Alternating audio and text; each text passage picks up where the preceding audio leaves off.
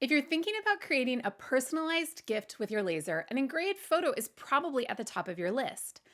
But it might have seemed a little intimidating to tackle. The good news is you don't need any outside tools to get great results. Everything you need is built right into LightBurn, and today I'm going to show you exactly how to use it. Hi, I'm Katie Devlin of the Laser Foundry, and in today's LightBurn workshop, we're making a bookmark, complete with an engraved photo, a personalized message, and a design built entirely inside LightBurn. Now, photo engraving is one of those skills you can spend a lifetime perfecting, and if you want to go deep, there's a lot to learn. But that's not what today is about. Today is about getting you started, getting a result you're proud of, and showing you that you don't need expensive third-party tools to do it. In this video, we'll cover building a custom bookmark shape in LightBurn, importing a photo and adjusting it for a clean engrave, choosing the right image mode for your project, cropping your photo using masking. For this project, I'm working with 1/8" Baltic birch plywood. For photo engraving, you want something with minimal grain and a light, consistent surface that engraves dark. A good quality Baltic birch, basswood, or maple are all excellent choices. And where you source your wood matters too, so look for a great supplier. Photo engraving also works beautifully on leatherette, slate, clear acrylics spray painted black, and a host of other materials. So once you feel comfortable with something simple, test your favorites. Let's head into LightBurn to get started. First, I'm going to build the bookmark shape. I'll start with a rectangle 2 inches wide by 3.75 inches tall. Then I'll draw an oval, also 2 inches wide but 2.5 inches tall, and align it to the horizontal center and top edge of the rectangle so it sits right on top.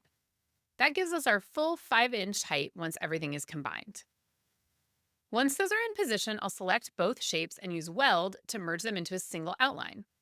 That gives us the arch shape at the top. Next, I'll round the bottom 2 corners using the radius tool. I'll set my radius to 5 millimeters and apply it to the 2 bottom corners. Last, I'll add a small circle at the top of the arch for the ribbon hole. Around 4 to 5 millimeter diameter works well here. Just enough for ribbon or twine to thread through. And that's our bookmark shape, ready to add our photo and text. Now, we need to choose the photo we want to engrave, because not every photo engraves well, especially at the small scale we're using here. Choosing the right one up front saves a lot of frustration. Here's what to look for. High contrast. Before you do anything, drag the image into LightBurn. It will automatically convert it into black and white so you can review contrast. You want bright whites and deep blacks. If it looks gray and flat, it'll engrave gray and flat. Simple background. Busy backgrounds turn into noise in the engraving and distract from your subject. Look for solid colors, soft blur, or even better, remove the background entirely before you import. A tight crop. Your subject should fill the frame. Stretching a small photo to fit will kill your resolution and your results. Start with the biggest, clearest version of the image you can find. Sharp focus and even lighting. Blurry images and harsh shadows don't engrave cleanly. Natural, front-facing light and a crisp, in-focus shot will give you the best results. Once you've chosen your photo, import it into LightBurn and resize it to a reasonable size. Maybe 100 millimeters wide to start. Before I do any final sizing or placement, I want to make adjustments to the photo within LightBurn to improve the engraving results. To make adjustments, I'll select the image, right-click, and choose Adjust Image. This opens a side-by-side panel with the original on the left and the processed preview on the right so you can see exactly what your adjustments are doing before you engrave. Here you'll see a lot of mode options, but the best 3 beginner options are Jarvis, Stucky, and Dither. Before I tell you which to choose, here's why they exist. In these modes, the laser is either on or off. So to create the illusion of a photo, it tricks your eye with tiny patterns of black dots. That's dithering. Jarvis and Stucky use clever math to scatter those dots so they read as smooth shading instead of a bunch of specks. Jarvis is my go-to for people and faces. It produces the most detail and the smoothest tonal range. If this is a gift you're going to be proud of, start here. The trade-off is that it's slower to engrave. Stucky is great for things like buildings and pets. A little less smoothing and a little more pop. And if you just want to do a quick test burn to check placement and settings before committing to the final engrave, Dither gets you there fast. I wouldn't use it for a finished piece, but it earns its place in the workflow. For this bookmark, I'm going with Jarvis, so I'll select that in the Mode menu now.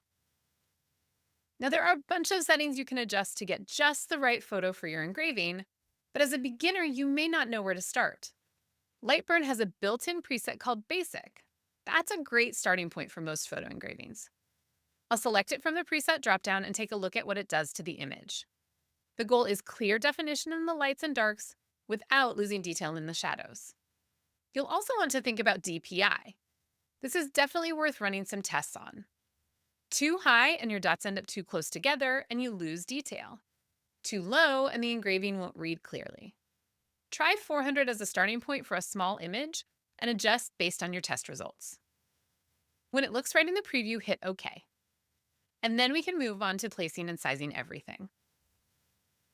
Now I'm going to frame the photo and crop it using a mask. I'll create a 1.5-inch circle and place it over the portion of the image I want to include. Then I'll select the photo first, next select the circle, and go to Tools, Apply Mask to Image. LightBurn will crop the photo to that circle shape instantly. What's great about the mask is that it's non-destructive. I can still move the image around and resize it until I'm happy with how it's positioned in the frame. I want to add one more detail, a small engraved ring just outside the photo. So I'll use the Offset tool to create 2 circles slightly larger than my frame. Once I've created those, I'll use the Weld tool to join them into a single ring shape. I'll make sure these are on a separate layer set to fill so I can see what the final output will look like. Now I want to center the photo circle on the bookmark, so I'll do one final step with the photo and the mask. I'll select them both and choose Flatten Image Mask from the Tools menu. This permanently crops the image so I can use the standard alignment tools to place it exactly where I want it.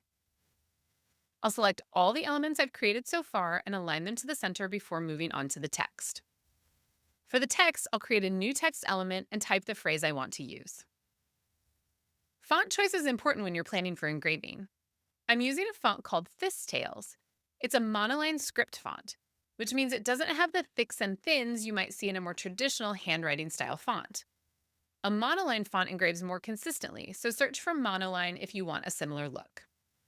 You'll also want to make sure the welded toggle is turned on when you're using a script font. It handles those spots where letters intersect in the background so you don't end up with odd gaps in your engraving.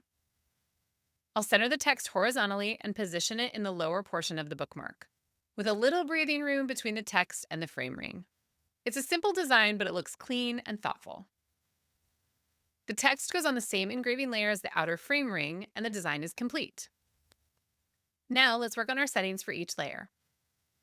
For the photo layer, the image mode should already be set to Jarvis from when we set it up earlier. That carries over automatically. From there, it's just power and speed, and those settings are going to depend entirely on your machine and material.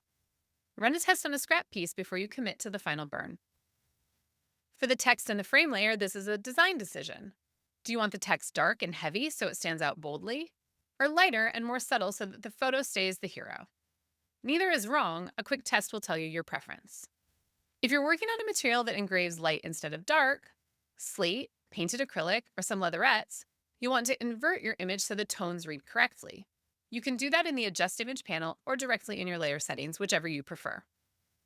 And before you send the job, make sure your engrave layers are running before your cut layer so your material stays put while everything engraves. And here's the finished bookmark. The photo, the frame, the text, all designed and prepped right inside LightBurn. No outside tools required. In this project, you learned how to build a custom bookmark shape using basic shapes and Boolean tools.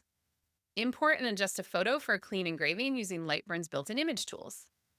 Choose the right image mode for your material. Frame your photo with a circle mask and a decorative border. And add text and set up your layers for engraving. And as you can see, once you have the workflow down, it translates beautifully across materials. Make it your own, different photos, different phrases, whatever surface feels right for the person you're making it for. Be sure to like and subscribe for more LightBurn workshop videos.